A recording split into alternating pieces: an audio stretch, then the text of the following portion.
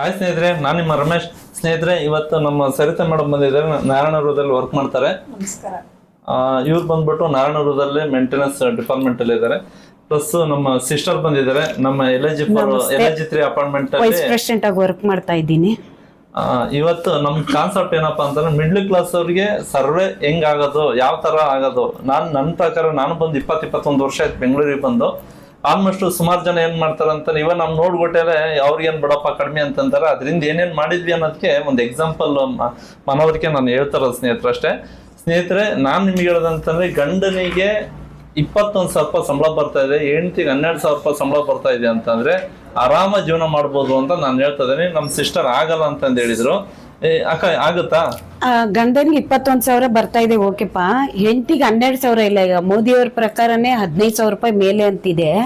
ಮಾಡ್ಬೋದು, 30,000 ರೂಪಾಯಿ ಮಾಡ್ಬೋದು. 32,000 ಮಾಡ್ಬೋದು. ಎಷ್ಟೋ ಜನಕ್ಕೆ ಗೊತ್ತಿಲ್ಲ, ಫ್ರೀ ಆಗಿ ಮನೆ ಬಾಡಿಗೆ ಕಟ್ಲದಂಗೆ ಇರ್ಬೋದು ಅನ್ನೋದಕ್ಕೆ ಒಂದು ಎಕ್ಸಾಂಪಲ್ ಹೇಳ್ತಾನೆ ಸ್ನೇಹಿತರೆ. ಗೊತ್ತಲ್ವಕ್ಕ ಅದು ಕಾನ್ಸೆಪ್ಟ್? ಇವಾಗ ಎಕ್ಸಾಂಪಲ್ ನಂದೇ ತಗೊಳ್ಳಿ. ಒಂದ್ ಟೈಮ್ ಅಲ್ಲಿ ನಾವು ಲೀಸಿಗೆ ಇದ್ವಿ, 4 ಲಕ್ಷ ಲೀಸಿಗೆ. ರಮೇಶ್ ಅವರು ಈಗ LIG3 ಅಲ್ಲಿ ನನ್ಗೊಂದ್ ಮನೆ ತಗೊಳ್ಳಿ ಅಂದಾಗ ಅವಾಗ 15 ಲಕ್ಷ ಇತ್ತು.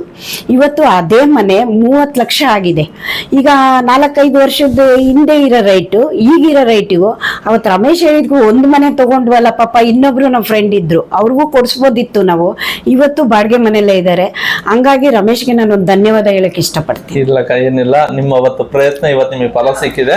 ಸ್ನೇಹಿತರೆ, ಇಷ್ಟೇ ನಾನು ಹೇಳೋದೇನಪ್ಪ ಕಾನ್ಸೆಪ್ಟ್ ಅಂತಂದ್ರೆ, ಮನೆ ಬಾಡಿಗೆ ಕಟ್ಲದ ಹೆಂಗಿರೋದು, 20 ವರ್ಷ ಆದ್ರೆ ಹೆಂಗಿರೋದು ಅಂತಂದ್ರೆ. ಇನ್ನೊಂದು ಜಸ್ಟ್ ಒಂದು ಹೇಳ್ಬಿಡ್ತಾನೆ. ಎಷ್ಟೋ ಜನಕ್ಕೆ ಮನೆ ಲೀಸ್ ಅನ್ನೋದು ತುಂಬಾ ಭಯ ಇದೆ. ನಿಜ, ತುಂಬಾ ಭಯ. ಹೆಂಗೆ ಅಂತಂದ್ರೆ, ಮನೆ ಮೇಲೆ ಲೋನ್ ಮಾಡಿರ್ತಾರೆ, ಗೊತ್ತಿಲ್ದಂಗೆ ಮನೆ ಲೀಸ್ ಹಾಕೊಂಡ್ಬಿಡ್ತವೆ. ಇಮಿಡಿಯೇಟ್ಲಿ ಆ ಮನೆ ಬ್ಯಾಂಕ್ ಅವ್ರು ಸೀಜ್ ಮಾಡ್ಬಿಡ್ತಾರೆ, EMI ಕಟ್ಟಿಲ್ಲ ಅಂತಂದ್ರೆ. ಅದು ನಿಜನೇ. ಎಲ್ಲಾ ಮನೆಗಳು ಅದೇ ತರ ಇರಲ್ಲ. ಬೆಂಗಳೂರಲ್ಲಿ 100ಗೆ 70% 80% ಸೇಫರ್ ಝೋನ್ ಅಲ್ಲೇನೆ ಮನೆ ಓನರ್ಗಳು ಲೋನ್ ತಗೊಂಡು ಆರಾಮಾಗಿ ಕಟ್ಕೊಂಡು ಹೋಗ್ತಾ ಇದಾರೆ. ಅಂತ ಪ್ರಾಪರ್ಟಿಗಳು ನೀವು ಮಾಡ್ಬೇಕು ಅಂತಂದ್ರೆ ಫಸ್ಟ್ ನೀವು ಓನರ್ ಸರ್ವೆ ಮಾಡ್ಬೇಕು, ಅಕ್ಕಪಕ್ಕ ತಿಳ್ಕೊಂಡು ಯಾರು ಏನು, ಬ್ಯಾಕ್ ಗ್ರೌಂಡ್ ಏನು, ಓನರ್ ಬ್ಯಾಕ್ ಗ್ರೌಂಡ್ ಏನು, ಏನ್ ಬಿಸ್ನೆಸ್ ಮಾಡ್ತಿದಾರೆ, ಏನ್ ವರ್ಕ್ ಮಾಡ್ತಿದಾರೆ, ಅವ್ರಿಗೆ ಸೇಫರ್ ಝೋನ್ ಅಲ್ಲಿ ಇದಾರೆ ಇಲ್ಲ ಅಂದ್ರೆ ತಿಳ್ಕೊಂಡು ಆ ಮನೆ ನೀವು ಲೀಸಿಗೆ ಹೋದ್ರೆ ಸೇಫ್ ಫಸ್ಟ್ ಆಫ್ ಆಲ್. ಯಾಕಂದ್ರೆ ಎಷ್ಟೋ ಜನಕ್ಕೆ ಓನಪ್ಪ ನೀನ್ ಹೇಳಿದಿ ಲೀಸ್ ಯಾಕಂದೇಳಿ 30 ಲಕ್ಷ 40 ಲಕ್ಷ ಯಾವ್ದೋ ನೋ ಬ್ರೋಕರ್ ಅಲ್ಲಿ ತಗೊಂಡು ಬೀದಿ ಬಂದ್ಬಿಟ್ರಲ್ಲ ಅಂತ ಹೇಳ್ತೀರಿ. ಅದು ನಿಜನೇ, ಆ ತರ ಅಲ್ಲ. ನಾನು ಹೇಳ್ತಾರೆ, ಸ್ಮಾಲ್ ಪೇಮೆಂಟ್ ತಗೋಣಂತ ವ್ಯಕ್ತಿಗಳಿಗೆ, ಚಿಕ್ಕ ಪೇಮೆಂಟ್ ತಗೋಂತ ವ್ಯಕ್ತಿಗಳಿಗೆ ನಾನು ಹೇಳ್ತಾ ಇರೋದು. ಅಕ್ಕ ಏನಿಲ್ಲ, ಇವಾಗ ಗಂಡನಿಗೆ 21,000 ಬರ್ತೈತಿ, ಹೆಂಡತಿಗೆ 12,000 ಬರ್ತೈತಿ ಅಂತಂದ್ರೆ ಇಬ್ಬರು ಒಂದು ಸೇರಿ ಒಂದು ಪರ್ಸನಲ್ ಲೋನ್ ತಗೋಬಹುದು. ಬ್ಯಾಂಕ್ಗಳಲ್ಲಿ ಅದಕ್ಕೆ ಅಂತ ಒಂದು ಸ್ವಲ್ಪ ಬ್ಯಾಂಕ್ ಇದಾವೆ, ಪರ್ಸನಲ್ ಲೋನ್ ಕೊಡ್ತಾರೆ. ಇವಾಗ ನಾನು ಹೇಳ್ತಾ ಇರೋದು, ಒಂದು 5 ಲಕ್ಷ ತಗೊಂಡ್ರ ಅಂತಾನೆ 8,000 ರೂಪಾಯಿ ಪರ್ ಮಂತ್ EMI ಕಟ್ಬೋದು. 7 ವರ್ಷ ಕಟ್ಬೋದು. ಅವರು 7 ವರ್ಷ ಅಂತಂದ್ರೆ 2 ಸತಿ ಮನೆ ಲೀಸಿಗೆ ಹಾಕಬಹುದು. 2 ವರ್ಷ ಆಗ್ತಾನೆ ಅಂತಂದ್ರೆ 3 ವರ್ಷ ಲೀಸಿ ಹಾಕಬಹುದು. 3.25 ವರ್ಷ 3.25 ಟೈಮ್ ಪಟ್ಟು ನಾವು ಲೀಸಿ ಹಾಕಬಹುದು. ಈ ದುಡ್ಡು ಸೇಫ್ ನಿಮಗೆ. ಬಾಡಿಗೆ ಕಟ್ಟ ದುಡ್ಡನ್ನ ಸೇವ್ ಮಾಡ್ಕೋಬಹುದು ಒಂದ್ ಕಡೆ ಇದು ಮಾಡ್ಕೊಂಡು. ಇವಾಗ ಅಂದಾಜು 12 × 7 ಅಂತಂದ್ರೆ 84 ತಿಂಗಳು ಇಂಟು 9,000 ರೂಪಾಯಿ ನಾವು ಬಾಡಿಗೆ ಕಟ್ತದ ಅಂತಂದ್ರೆ 7,56,000 ರೂಪಾಯಿ ಬಾಡಿಗೆ ಹೋಗ್ಬಿಡುತ್ತೆ. ಹೌದು, ಇಷ್ಟು ಸೇವ್ ಮಾಡ್ಬೇಕು ಅಂತಂದ್ರೆ 7,56,000 ರೂಪಾಯಿ ಸೇವ್ ಮಾಡ್ಬೇಕು ಅಂತಂದ್ರೆ ನಿಮ್ ದುಡ್ಡು ನೀವು ಸೇವ್ ಮಾಡ್ಬೋದು. ಹೆಂಗ್ ಸೇವ್ ಮಾಡ್ಬೋದು ಅಂದ್ರೆ, ಇವಾಗ ಗಂಡನ್ಗೆ 21,000ನೇ ಇದೆ ಅನ್ಕೊಳ್ರಿ, OT ಡ್ಯೂಟಿ ಎಲ್ಲ ಮಾಡ್ತಾರೆ. ಇವಾಗ ನಮ್ಮ ಮೋದಿ ಹೇಳ್ದಂಗೆನೆ 15,000 ರೂಪಾಯಿ ಮೇಲಿದೆ ಹೆಣ್ಮಕ್ಳಿಗೆ ಪೇಮೆಂಟ್. OT ಮಾಡಿದ್ರೆ ಅವ್ರಿಗೊಂದು 15-16 ಸಿಗುತ್ತೆ. ಒಂದು ಮಗು ಆಯ್ತು ಅಂದ್ರೆ ಆ ಮಗು ಎಜುಕೇಶನ್ಗೆ ಅಂತ ಈಗ ಡೊನೇಷನ್ ಸ್ವಲ್ಪ ಇರುತ್ತೆ, ಏನೋ ಅಷ್ಟೋ ಇಷ್ಟ ಕಟ್ಕೊಂಡು ಮಂತ್ಲಿ ಒಂದು 3,000 ಫೀಸ್ ಕಟ್ಕೊಂಡು ಮನೆ ರೇಷನ್ ಅಲ್ಲಿ ಇರೋದ್ರಲ್ಲಿ ಸ್ವಲ್ಪ ಮಾಡ್ಕೊಂಡು ಸೇವ್ ಮಾಡ್ಬೇಕು ಅಂತಾನೆ ಇದ್ದು ನಾವು ಸೇವ್ ಮಾಡ್ಕೊಂಡ್ರೆ ಮಾಡ್ಕೋಬಹುದು. ಅಕ್ಕ ಹೇಳ್ತಾ ಇರೋದೇನಂತಂದ್ರೆ, ಮನೆ ಲೀಸಿಗೆ ಹಾಕೊಂಡು ಸಿಸ್ಟಮೆಟಿಕ್ ಆಗಿ ಏನೇನ್ ಕೆಲಸ ಮಾಡ್ಬೋದು. ಮನೆ ಲೀಸ್ ಯಾಕಂದ್ರ ಅಂತಂದ್ರೆ ಆ ಬರೋಂತ EMI ಒಂದ್ 8,000 ಕಟ್ಬೋದು. ದಿನಸಿ ಒಂದ್ 5,000-6,000 ರೂಪಾಯಿದವ್ರಿಗೆ ದಿನಸಿ ತಗೋಬಹುದು. ಸ್ವಲ್ಪ ನಾನ್ ವೆಜ್ ಅವ್ರಿಗೆ ಒಂದ್ ಸ್ವಲ್ಪ ಅಭ್ಯಾಸ ಇದೆ, ಒಂದ್ 8,000 ರೂಪಾಯಿದವ್ರಿಗೆ ದಿನಸಿ ಮಾಡ್ಬೋದು. ಮಕ್ಳು ಎಜುಕೇಶನ್ ಇಬ್ಬರು ಇದಾರೆ ಅಂತಂದ್ರೆ ಮೀಡಿಯಂ ಸ್ಕೂಲ್, ತುಂಬಾ ಹೈಟೆಕ್ ಸ್ಕೂಲ್ ಓದಕ್ಕೂ ಮಕ್ಳನ್ನ ಕಳ್ಸ್ಬೇಕಂತಂದ್ರೆ ಅವ್ರು ಕೇಳೋ ಫೀಸ್ಗಳು ಕಟ್ಟಕ್ಕೆ ಆಗಲ್ಲ. ಸುಮ್ನೆ ಒಂದ್ ಅಂದಾಜು ಒಂದ್ 5,000 ರೂಪಾಯಿ ಇಟ್ಕೊಳ್ಳಿ. ಚಿಕ್ಕ ಸ್ಕೂಲ್ 30-35,000 ರೂಪಾಯಿದಲ್ಲಿ ಚಿಕ್ಕ ಸ್ಕೂಲ್ಗಳು ಸಿಗುತ್ತೆ. ವಿದ್ಯುತ್, ಗ್ಯಾಸ್, ಮೊಬೈಲ್ ಖರ್ಚು 1,500-2,000 ರೂಪಾಯಿ ಬರುತ್ತೆ. ಅದು ನಾವು ಮ್ಯಾನೇಜ್ ಮಾಡ್ಬೋದು. ವೈದ್ಯಕೀಯ ಅಂತಂದೇಳಿ ಸೇಫರ್ ಝೋನ್, ಯಾಕಂದ್ರೆ ತಿಂಗಳ ಒಂದು ಅಮೌಂಟ್ ಸೈಡ್ ಅಲ್ಲಿ ಕೇರಿ. ಯಾವತ್ತು ವರ್ಷದಲ್ಲಿ ಯಾವ್ದೋ ಒಂದು ಅಡ್ಮಿಟ್ ಆದಾಗ 3-4 ಸಾವಿರ ರೂಪಾಯಿ ಚಿಕ್ಕ ಒಂದು ಹಾಸ್ಪಿಟಲ್ ಅಡ್ಮಿಟ್ ಆಗಿ ಆಚೆ ಬಂದ್ರೆ 5,000-6,000 ರೂಪಾಯಿ ಬೇಕು. ಅದ್ರ ಬದಲಿ ನಾವು ಇದನ್ನ ಹೆಲ್ತ್ ಇನ್ಸೂರೆನ್ಸ್ ಮಾಡಿಸ್ಕೋಬಹುದು, ಮೋಸ್ಟ್ಲಿ ಅದೆಲ್ಲ ಇರುತ್ತೆ. ಕಂಪನಿನೇ ಕೊಡುತ್ತೆ, ಕಂಪನಿನೇ ಕೊಡ್ತಾ ಇದೆ, ಕಂಪನಿನೂ ಕೊಡುತ್ತೆ. ಗಂಡನ್ಗಾಗ್ಲಿ ಹೆಂಡತಿಗಾಗ್ಲಿ ಒಂದು PF ಆಗಿರ್ಬೋದು, ESI ಆಗಿರ್ಬೋದು ಕೊಡ್ತಾರೆ. ಅದನ್ನೆಲ್ಲ ಫೆಸಿಲಿಟಿ ಕಂಪನಿಗಳೇ ಕೊಡ್ತಾ ಇದೆ ಇವತ್ತು. ಇದು ಸಿಸ್ಟಮೆಟಿಕ್ ಆಗಿ ಹೇಳ್ತಾ ಇರೋದು, ನಾನ್ ನಿಮ್ಗೆ ಹೇಳ್ತಾ ಇರೋದು ಅಂತಂದ್ರೆ 20 ವರ್ಷ ಅಲ್ಲ 25 ವರ್ಷ ಇರ್ಬೋದು. 20-25 ವರ್ಷ ಅದು ಲಾಂಗ್ ಟರ್ಮ್. ನನಗೆ ಗೊತ್ತಿರಂಗೆ 6 ಇಂದ 8 ವರ್ಷ ನೀವು ಆ ತರ ಲೀಸಲ್ಲಿ ಇದ್ರು ಅಂತಂದ್ರೆ ನಿಮ್ಮ ಹತ್ರ ಇವತ್ತೇನು ಡೌನ್ ಪೇಮೆಂಟ್ ಅವತ್ತು 5 ಲಕ್ಷ ಇದೆಯಲ್ಲ, ಆ 5 ಲಕ್ಷ ನೆಟ್ ಹಂಗೆ ಇರುತ್ತೆ. SIP ಒಂದು ಆ ಕಡೆ, SIP ಸಿಸ್ಟಮೆಟಿಕ್ ಇನ್ವೆಸ್ಟ್ಮೆಂಟ್ ಅಂತಂದೇಳಿ ತಿಂಗಳ 3,000 ರೂಪಾಯಿ SIP ಹಾಕಿರೋ ಅಂತಾರೆ ಒಂದು 20 ವರ್ಷಕ್ಕೆ. ಮಿನಿಮಮ್ 12ರಿಂದ 15% ಅಂತಂದ್ರೆ 30ರಿಂದ 40-45 ಲಕ್ಷದವರೆಗೆ ಸಿಗುತ್ತೆ, ಆರಾಮಾಗಿ ಸಿಗುತ್ತೆ. ಆ ತರ ಮಾಡ್ಬೋದು. ಏನಪ್ಪಾ ಅಂತಂದ್ ಹೇಳಿದ್ರೆ ಈ ಸಿಸ್ಟಮೆಟಿಕ್ ಇನ್ವೆಸ್ಟ್ಮೆಂಟ್ ಮಾಡ್ಕಂತಾನೆ ಒಂದು 40 ಲಕ್ಷ ಸೇವ್ ಮಾಡಿದ್ವಿ. ಒಂದು 7-8 ವರ್ಷ ಆದ್ಮೇಲೆ ಒಂದು ಚಿಕ್ಕ ಮನೆನೋ ಇಲ್ಲ ಚಿಕ್ಕ ಸೈಟೋ ಇಲ್ಲ ಒಂದು ಅಪಾರ್ಟ್ಮೆಂಟ್ ತಗೊಂತವೆ ಅಂತಂದ್ರೆ ಅದು ತಗೊಂಡು ಅದರಲ್ಲೇನೆ ನಾವು ಮನೇಲಿ ವಾಸ ಇಟ್ಕೊಂಡ್ರೆ EMI ಕಟ್ಕೊಂಡು ಹೋದ್ರ ಅಂತಂದ್ರೆ 20 ವರ್ಷಕ್ಕೆ ಅದ್ರ ಪ್ರಾಪರ್ಟಿ ವ್ಯಾಲ್ಯೂ ಎಷ್ಟಾಗುತ್ತೆ?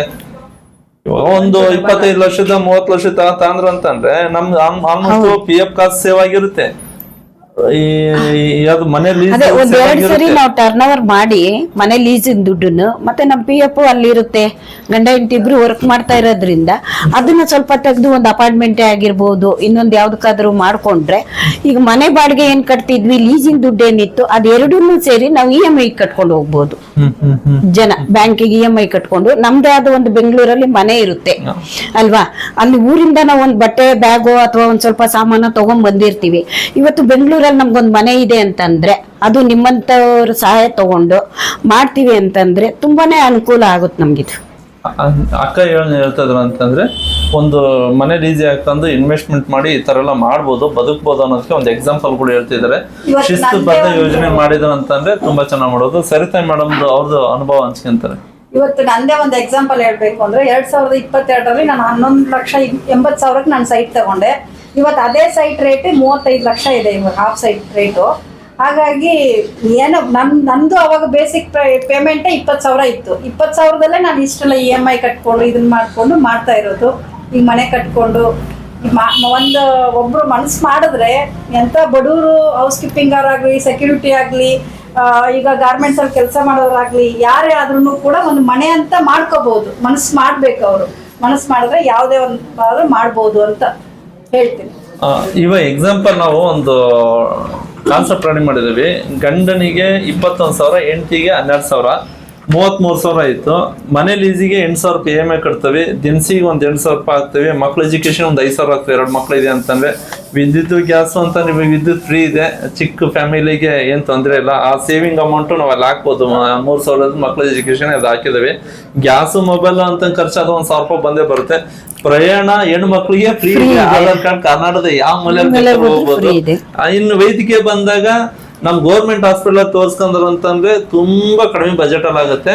ನಾವೆಲ್ಲ ಮಿಡ್ಲ್ ಕ್ಲಾಸ್ ಅವರು ವೇಟ್ ಮಾಡಲ್ಲ, ಸೀದಾ ಹೋಗಿ ಹೈಟೆಕ್ ಹಾಸ್ಪಿಟಲ್ ಹೋಗ್ತೇವೆ. ಲಕ್ಷಾಂತರ ರೂಪಾಯಿ ದುಡ್ಡು ಆಗುತ್ತೆ. ಇನ್ನು ಜೀವನದ ಬಾಟಮ್ ಅಭಿವೃದ್ಧಿ ಆಗಂದ್ರೆ ಎಲ್ಲಾಗುತ್ತೆ, ಅದು ಬಾಟಮ್ ಎಲ್ಲ ಇರ್ತಾರೆ. ಅದನ್ನು ಕಂಪನಿ ಕೊಟ್ಟಿದೆಯಲ್ಲ, ಕಂಪನಿ ESI ಕೊಟ್ಟಿದೆ, ಕಂಪನಿಯಿಂದ ಯೂಸ್ ಮಾಡ್ಕೋಬಹುದು ನಾವು, ಅದನ್ನು ಬಳಸ್ಕೋಬಹುದು. ಅಕ್ಕ ಚೆನ್ನಾಗಿ ಹೇಳಿದ್ರು ಅದ್ರ ಬಗ್ಗೆ. ಆಮೇಲೆ ಸೈಟ್ಗೆ ಅಂತಂದೇಳಿ 3,000 ರೂಪಾಯಿ ಡೌನ್ ಪೇಮೆಂಟ್ ಅಂತಂದು ಇಕ್ಕಿದ್ದೇನೆ. ಆ ಸೈಟ್ ಅಮೌಂಟ್ ಡೌನ್ ಪೇಮೆಂಟ್ ಅಂತಂದೇಳಿ 3,000 ರೂಪಾಯಿ ಮಾಡಿದ್ರು ಅಂತಂದ್ರೆ ಅದು ಒಂದ್ ಸೈಡ್ ಅಲ್ಲಿ ಒಂದು 7-8 ವರ್ಷ ಆದ್ಮೇಲೆ ಡೌನ್ ಪೇಮೆಂಟ್ ಎಷ್ಟು ಅಮೌಂಟ್ ಆಗಿರ್ತದೆ ಲೆಕ್ಕ ಹಾಕಿ ಅದು ಒಂದ್ ಸ್ವಲ್ಪ ಡೌನ್ ಪೇಮೆಂಟ್ ಮಾಡಿ ಅದ್ರ ಜೊತೆ ಲೀಸ್ ಅಮೌಂಟ್ ಸೇರಿಸಿ ಒಂದು SIP ಅಮೌಂಟ್ ಟಚ್ ಮಾಡಬೇಡಿ. 20 ವರ್ಷ ಬಿಟ್ಬಿಡಿ SIP ಅಮೌಂಟ್, ಅದು ಒಂದು ಒಳ್ಳೆ ಅಮೌಂಟ್ ಬರುತ್ತೆ. 1 ಕೋಟಿವರೆಗೂ ನಾವು ದುಡ್ಡು ಮಾಡ್ಬೋದು ಅಂತ ಕಾನ್ಸೆಪ್ಟ್ ಇದು. ಹೆಚ್ಚು ಕಮ್ಮಿ ಸುಮಾರು ಜನ ಅಂತಾರೆ 33,000 ರೂಪಾಯಿದಲ್ಲಿ ಎಲ್ಲಿ 1 ಕೋಟಿ ಆಸ್ತಿ ಮಾಡಕ್ಕಾಗ್ತದೆ. ಇನ್ಕಮ್ಮೇ ಬೇರೆ, ವೆಲ್ತೇ ಬೇರೆ, ಹೆಲ್ತೇ ಬೇರೆ. ಹೆಲ್ತ್ ನಾವು ಹೆಂಗ್ ಕಾಪಾಡ್ಕೊಂತ ಅದ್ರ ಮೇಲೆ ಹೋಗುತ್ತೆ. ಇನ್ಕಮ್ ನಾವು ಕೆಲಸ ಮಾಡಿದ್ರೆ ಮಾತ್ರ ಸಂಬಳ ಬರುತ್ತೆ. ವೆಲ್ತ್ ಹಂಗಲ್ಲ, ನೀವೇನು ಸಂಪಾದನೆ ಮಾಡ್ತಾರೆ ತಿಂಗಳ ಅದ್ರ ಅಮೌಂಟನ್ನು ನೆಕ್ಸ್ಟ್ ಯೂಸ್ ಮಾಡ್ತಾ ಇನ್ವೆಸ್ಟ್ಮೆಂಟ್ ಮಾಡ್ತಾ ಹೋಗ್ಬೇಕು. Investment SIP ವೆಲ್ತಾರನೆ. ನಿಮ್ದು ಸೈಟಿಗೆ ಡೌನ್ ಪೇಮೆಂಟ್ ಮಾಡೋದು ಅದು ವೆಲ್ತಾರನೆ. ಈ ತರದ ನೀವು ಇನ್ವೆಸ್ಟ್ಮೆಂಟ್ ಮಾಡ್ತಾ ಹೋದ್ರು ಅಂತಂದ್ರೆ ಅದೆಲ್ಲ ನಿಮಗೆ ದುಡಿಮೆ ಜಾಸ್ತಿ ಆಗ್ತಾ ಹೋಗುತ್ತೆ. ಅದನ್ನ ಹೇಳಕ್ ಇಷ್ಟಪಡ್ತಾನೆ. ಅಕ್ಕ, ಬಡವರಿಗೆ ಏನ್ ಹೇಳ್ಬೋದು? ಬಡವರಿಗೆ ಅದೇ, ಈಗ ನೋಡಿ ಕಂಪನಿಗಳಲ್ಲಿ ಕೆಲಸ ಹೇಳ್ತಾ ಇದ್ದೀರಾ ನೀವು, ಕೆಲಸ 12,021 ಅಂತ ಹೇಳ್ತಾ ಇದ್ದೀರಾ. 30,000ನೇ ಇಟ್ಕೊಳ್ಳಿ. ನಾವು ಮುಂದೆ ಹೋಗ್ಬೇಕು ಅನ್ನೋದೇ ನಮ್ಮಲ್ಲಿ ಇತ್ತು ಅಂತಂದ್ರೆ ಹೇಗಾದ್ರೂ ಮೆಟ್ಲು ಹತ್ಕೊಂಡು ಮೇಲೆ ಹೋಗ್ಬೋದು. ಬಡವ್ರಿಗೆ ಮೇಲ್ ಬರ್ಬೇಕು ಅನ್ನೋದೇ ನಮ್ಮ ಆಸಕ್ತಿನೂ. ಏನ್ ಹೇಳಿ, ಅದಕ್ಕೋಸ್ಕರ ಬನಶಂಕರಿ ಇಂಡಸ್ಟ್ರಿ ಅವರು, ರಮೇಶ್ ಅವರು ತುಂಬಾ ಜನಕ್ಕೆ ಇದನ್ನ ಹೇಳ್ತಾ ಇದ್ದಾರೆ. ಇದನ್ನ ದಯವಿಟ್ಟು ಎಲ್ರು ಉಪಯೋಗಿಸ್ಕೊಳ್ಳಿ ಅಂತ ನಾನು ಹೇಳಕ್ ಇಷ್ಟಪಡ್ತೀನಿ. ಕಂಪೇರ್ ಮಾಡ್ಕೊಂಡು ಜೀವನ ಮಾಡಬೇಡಿ. ಕಂಪೇರ್ ಮಾಡ್ಕೊಂಡು ಇವಾಗ ಪಕ್ಕದ ಮನೆಯವರು ಒಳ್ಳೆ ರಾಯಲ್ ಇದನ್ನ ಯಾವ್ದು ಬುಲೆಟ್ ತಂದ್ರು ಅಲ್ಲಲ್ಲ, ಎಕ್ಸಾಂಪಲ್ ಇವತ್ತು ನಮಗ್ 30,000 ಇದೆ ಅಂದ್ರೆ ಅವ್ರಿಗೆ 1 ಲಕ್ಷ ಇರ್ಬೋದು. ನಮ್ದು 30,000ನೇ 1 ಕೋಟಿಗೆ ತಗೊಂಡೋಗಂತ ದೇಹ ನಮ್ಮಲ್ಲಿತ್ತು ಅಂತಂದ್ರೆ ನಾವು ಹೋಗ್ಬೋದು, ಧೈರ್ಯ ಮಾಡಿ ಮುಂದೆ ಬರ್ಬೋದು. ಕಂಪೇರ್ ಮಾಡ್ಕೊಂಡು ಮಾಡ್ಬೇಡಿ, ಒಂದ್ ಸಿಸ್ಟಮೆಟಿಕ್ ಶಿಸ್ತುಬದ್ಧ ಮಾಡಿ ಅಂತಂದ್ ಹೇಳ್ತಾ ಇದ್ರು ಸ್ನೇಹಿತರೆ. ನಾನ್ ಹೇಳೋದು ಇಷ್ಟೇ, ಯಾಕಂತಂದ್ರೆ ಎಷ್ಟೋ ಜನಕ್ಕೆ ಮಿಡ್ಲ್ ಕ್ಲಾಸ್ ಅವ್ರಿಗೆ, ಬಡವರಿಗೆ, ಮಿಡ್ಲ್ ಕ್ಲಾಸ್ ಅವ್ರಿಗೆ ಎಷ್ಟೋ ಜನಕ್ಕೆ ದಾರಿನೇ ಗೊತ್ತಿಲ್ಲ. ಆ ದಾರಿ ಹೆಂಗೆ, ಏನ್ ಮಾಡ್ಬೇಕು, ಯಾವ ತರ ಹೋಗ್ಬೇಕು, ಪ್ರತಿಯೊಂದು ಸಿಸ್ಟಮೆಟಿಕ್, ಪ್ರತಿಯೊಂದು ಶಿಸ್ತುಬದ್ಧವಾಗಿ ಹೇಳ್ಕೊಡ್ತೀವಿ. ಹಂಗೇನೋ ಇತ್ತು ಅಂತ ಸ್ನೇಹಿತರೆ, ನಮ್ಮ Banashankari construction real estate team ಅವ್ರ ನಂಬರ್ ಬರುತ್ತೆ, ಕಾಲ್ ಮಾಡಿ. ಮೇಡಮ್ ನೀವೇನಾದ್ರೂ ಹೇಳ್ಬೋದಾ? ಇವಾಗ ಎಲ್ಲ ಒಂದು ಮಿಡಲ್ ಕ್ಲಾಸ್ ಫ್ಯಾಮಿಲಿ ಅವ್ರಿಗೆ ನಮ್ಗೆಲ್ಲ ಒಂದು ಮಿಡಲ್ ಕ್ಲಾಸ್ ಫ್ಯಾಮಿಲಿ ಅವ್ರಿಗೆ ನಮ್ಗೆ ಅಂತಾನೆ ಇರೋದು ಇದೆಲ್ಲ.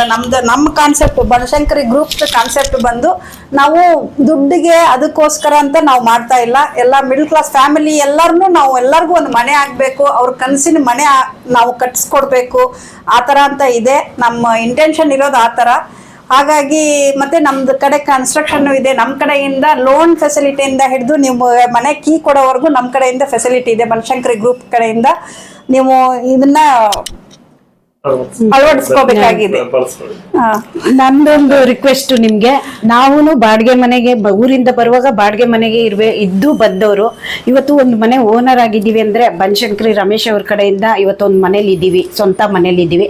ಹಂಗಾಗಿ ಅವ್ರಿಗೊಂದು ಥ್ಯಾಂಕ್ಸ್ ಹೇಳಕ್ ಇಷ್ಟಪಡ್ತೇನೆ. ಇಲ್ಲಕ್ಕ, ನಿಮ್ದು ಅವತ್ತು ಕಷ್ಟದ ಪ್ರತಿಫಲ ಇವತ್ತು ನಿಮ್ಗೊಂದು ಆಸ್ತಿ ಇಲ್ಲ, ಅವತ್ತು ನೀವ್ ನಮಗ್ ಧೈರ್ಯ ಹೇಳ್ದೆ ಹೋಗಿದ್ರೆ ಇವತ್ತು ನಾವು ಬಾಡಿಗೆ ಮನೆಯಲ್ಲೇ ಉಳ್ಕೋಬೇಕಿತ್ತು ಅಷ್ಟೇ.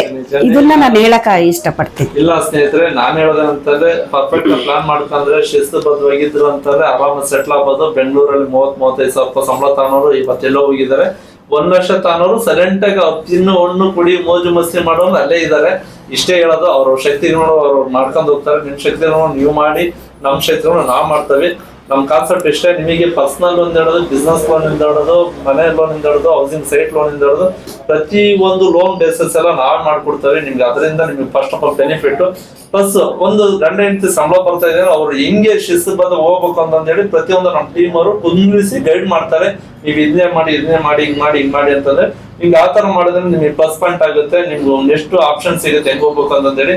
ಇಷ್ಟೇ ಸ್ನೇಹಿತರೆ, ನಾನ್ ಹೇಳೋದು ಇಷ್ಟೇ. ನಿಮ್ಗೆ ಏನಾದ್ರು ಮನೆ ಅಥವಾ ಸೈಟ್ ಏನೋ ಬೇಕಂದ್ರೆ ನಮ್ಮ ಟೀಮ್ ಅವ್ರ ನಂಬರ್ ಕೊಡ್ತಾ ಇದ್ದೀವಿ, ಕಾಲ್ ಮಾಡಿ. ನಮಸ್ಕಾರ. ನಮಸ್ಕಾರ.